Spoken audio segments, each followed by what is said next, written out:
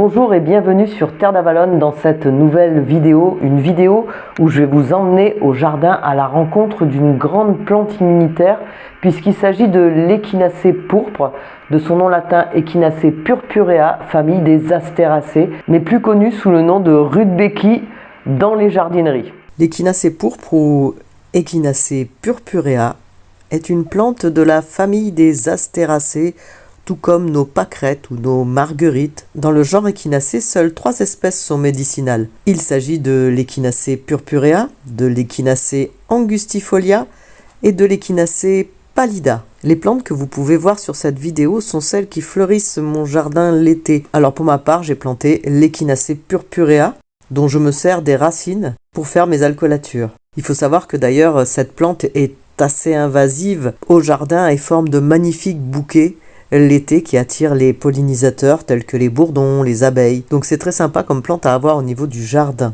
Côté botanique, l'Echinacée est une belle plante vivace qui pousse à l'état sauvage en Amérique du Nord. En Europe, on la cultive pour l'industrie pharmaceutique et pour les besoins en phytothérapie. C'est une plante d'ornement que l'on fait pousser au jardin et on peut l'implanter aussi bien en plaine qu'en basse montagne jusqu'à 1500 mètres car elle supporte très bien les grands froids. À maturité, elle peut mesurer entre 60 cm et 1,50 m. Si on s'approche un peu plus, on peut remarquer que ces tiges sont dites simples. Elles sont légèrement velues, elles sont en fait rugueuses au toucher et portent ce qu'on appelle un capitule. Quelle est la différence entre un capitule et une fleur? Un capitule, c'est un bouquet de fleurs, c'est-à-dire que tout ce que l'on a comme partie fleurie sur le capitule est une fleur. Ainsi, ce que l'on appelle, nous, les pétales seront des fleurs ligulées. Pour le cas de l'Echinacée, elles sont stériles. Elles sont d'un rose magenta et vont servir en fait à attirer les insectes vers les fleurs en tube qui se trouvent au centre, ce qu'on appelle communément le cœur de la fleur et en fait qui est un composé de fleurs tubuleuses et ici de fleurons relativement solides, épineux et qui sont très durs et qui vont porter les graines. D'ailleurs le terme Echinacée est un mot qui vient du grec et qui signifie oursin ou hérisson. C'est un peu cette forme que l'on a au niveau de cette partie centrale du capitule, avec tous ces fleurons implantés. En bas des tiges, on aura des feuilles dites pétiolées, c'est-à-dire qu'elles vont avoir une petite tige qui les relie à la tige principale, et plus on va aller vers le sommet de la plante, et plus cette petite tige disparaît, et les feuilles paraissent collées à la tige principale, on dit qu'elles sont sessiles.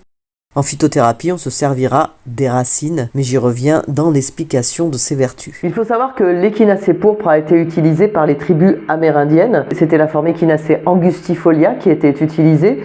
Il l'a préconisée contre les morsures de serpents ou d'araignées venimeuses, mais également contre les maux de gorge ou toutes les infections de la sphère respiratoire. La science actuelle a validé ces utilisations ancestrales, à savoir que l'Echinacée pourpre, Echinacée purpurea, a des effets anti-inflammatoires.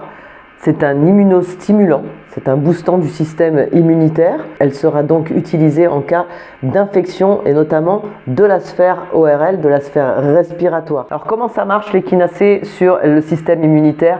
C'est une plante qui va favoriser la fabrication par notre corps des globules blancs et surtout elle va booster l'appétit de nos macrophages. Alors pour vulgariser un peu la chose, on va dire qu'un macrophage peut manger 3 pathogènes lorsqu'il y a une infection. Avec de l'Echinacée, il va pouvoir en consommer 7. Vous pouvez vous rendre compte qu'on va diviser par 2 la charge virale très rapidement et donc on va se sentir mieux.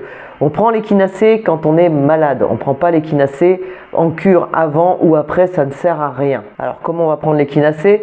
On va la prendre sous forme d'alcoolature à raison de 30 gouttes toutes les 2 heures au début de la pathologie, puis 3 fois par jour. Pendant la période durant laquelle on est enrhumé, durant laquelle on a une infection, on peut aussi la prendre en cas d'herpès, par exemple, herpès labial. On va aussi la trouver dans le commerce sous forme de compléments alimentaires et pour ce qui est des quantités, là il faut se référer aux quantités inscrites sur les boîtes du fabricant. L'Echinacée pourpre a quelques précautions, on ne peut pas la donner à une femme enceinte ou une femme allaitante, on ne peut pas la donner à des gens qui sont allergiques à des plantes de la famille des Astéracées, on ne peut pas non plus donner cette plante, puisque c'est une plante boostante du système immunitaire, aux personnes qui souffrent de maladies auto-immunes, c'est-à-dire dont le système immunitaire se retourne contre elle. Pour ma part, je la déconseille dans les cas de Covid, car bien souvent on constate que l'aggravation du Covid est liée à un emballement de ce système immunitaire et booster notre système immunitaire en cas de Covid peut chez certaines personnes être beaucoup plus délétère que bénéfique. Par contre, je la conseille dans le cas de grippe, dans le cas de rhinopharyngite. Voilà pour l'échinacée,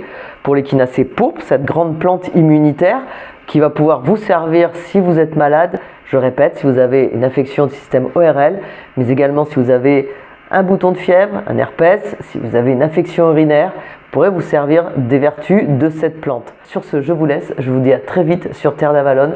Prenez soin de vous et surtout restez connectés sur notre réseau. Bye bye.